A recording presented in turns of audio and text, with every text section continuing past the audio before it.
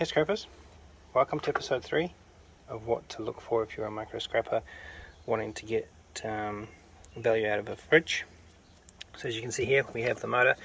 This motor is filled with a liquid that, when is excited, vaporizes into a gas and then is pumped around the fridge to create your cooling effect.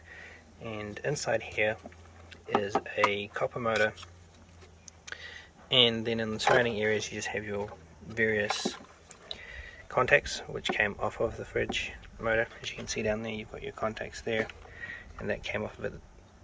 You've got a little bit of brass, and here you'll have a little bit of brass as well from your contacts, from your terminals, as well as probably some silver on your contacts. Now around this side you have your copper piping that goes up into your metal. You have your condenser here that kind of takes all the moisture out of the air, and then here we have your timing switch, and here you have on the front there some silver contacts. This is magnetic, as Jane will show you now. So there you go. So to pull, just pull your just pull the silver contact out, and then you've got a little bit of silver there. This bit here is a little copper spool, which is the timing device for when the fridge motor kicks in to when it turns itself off again. And then to remove said motor, all you need to do is essentially remove these 4 screws that hold this tray on, and because the motor itself is connected to the tray, the whole thing will come off quite nicely, providing all these copper pipes have been cut. So same again guys on this fridge. Same setup. You've got your cable that runs up into the fridge, you've got your motor, you've got your connecting box here, you've got your copper pipes, and rather than screws as you saw on the last one, you have bolts that are holding the bottom tray on, but exactly the same principle. On this one you have a little bit extra value. The radiators on the outside rather than on the inside. So, well, this one has an external radiator, I should say.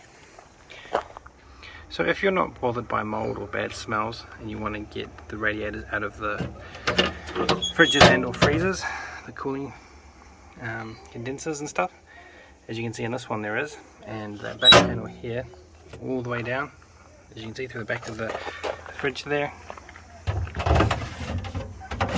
drawer out, and then yeah, you pretty much remove the drawers and then you just take off the back plastic panel, and it'll reveal all of the cables and everything that run on the inside, and all up to that radiator as well.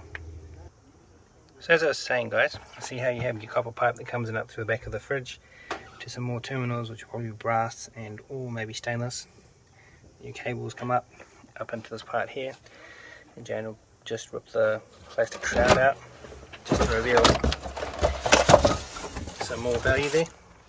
Nice aluminium radiator, and I'm pretty sure it'll be the same on most of the other fridges too, although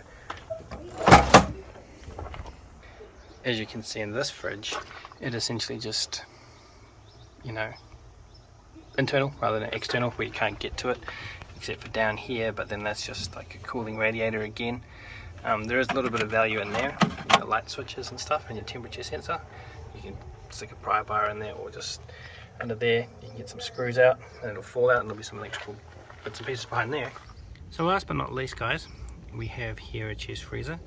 Exact same principle as a modern day fridge, except this is a bit old school. As you can see, the work that went into it would be a lot more hardy. This was obviously built to last rather than just become an obsolescent type of appliance like modern day stuff does after a couple of years. But same principle. You have your terminal block there, which will have probably brass bits in it rather than the nickel covered brass stuff. Here you have your cooler temperature gauge dial, and then offshoots of your various copper pipes that go up into the appliance to keep it cool. And as you see here, the nut is on the top because the bolt that comes through it is welded to this plate. So we'll have to take these nuts off here and lift the motor off, and then out this way towards me, or behind from where I'm holding the camera. So I hope that was a bit of fun for you all guys. For those of you who are micro scrappers yourselves, or for those of you wanting to get into micro scrapping. I hope that was a little bit of an indication as to what to look for in terms of adding extra value to your scrap, especially in these tough times that we've got. So thank you all for watching, look after yourselves, and we'll catch you all in the next one. Cheers!